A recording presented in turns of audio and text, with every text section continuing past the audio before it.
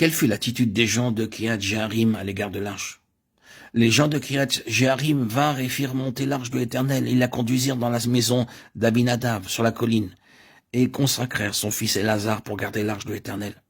Il s'était passé bien du temps depuis le jour où l'arche avait été déposée à Kiriath Jéarim. 20 années s'étaient écoulées, alors toute la maison d'Israël poussa des gémissements vers l'Éternel. 1 Samuel 7, 1, 2. L'arche partit de Shilo sans plus jamais y revenir. Cependant, elle demeura à Kiriath Jéarim, dans la maison d'Abinadab, durant 20 ans. La tente était à Shilo, mais l'arche ne s'y trouvait pas. Shilo était vide. La maison d'Abinadab avait le privilège de la présence du Seigneur. Nous devons remarquer d'une part que l'arche ne retourna plus à Shilo, et d'autre part nous poser franchement cette question. Sommes-nous comme les hommes de Beth-Shemesh qui furent effrayés par la présence du Seigneur, ou sommes-nous comme ceux de Kiriath Jéarim qui accueillirent avec joie la présence du Seigneur? 20 ans après, David devint roi immédiatement. Il voulut que l'arche soit transportée à Jérusalem.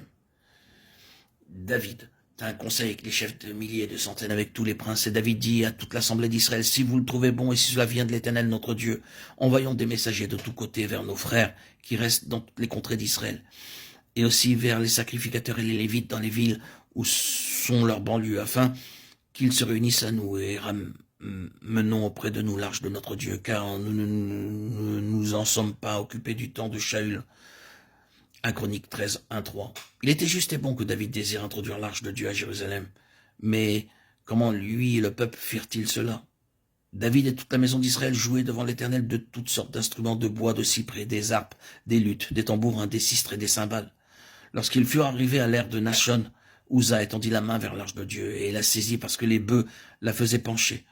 La colère de l'Éternel s'enflamma contre Uza, et Dieu le frappa sur place à cause de sa faute. Uza mourut là près de l'arche de Dieu. 2 Samuel 6, 3, 5. Alors que tous se réjouissaient, une chose terrible et inattendue survint. Lorsqu'ils furent arrivés à l'ère de Nachon, Uza étendit la main vers l'arche de Dieu et la saisit parce que les bœufs la faisaient pencher. La colère de l'Éternel s'enflamma contre Uza, et Dieu le frappa sur place à cause de sa faute. Uza mourut là près de l'arche de Dieu. David fut irrité de ce que l'Éternel avait frappé Uza d'un tel châtiment. Et ce lieu a été appelé jusqu'à ce jour Peretz Uza. David eut peur de l'Éternel en ce jour-là, et il dit: comment l'arche de l'Éternel entrerait-elle chez moi? Il ne voulut pas retirer l'arche de l'Éternel chez lui dans la cité de David, et il la fit conduire dans la maison d'Obed-Édom de Gath.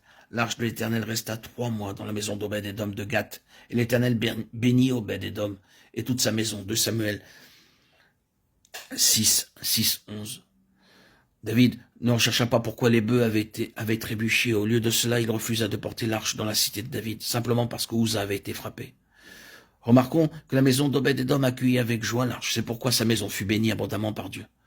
Nous devons de nouveau nous demander: repousserons-nous la présence de Dieu lorsqu'il nous discipline?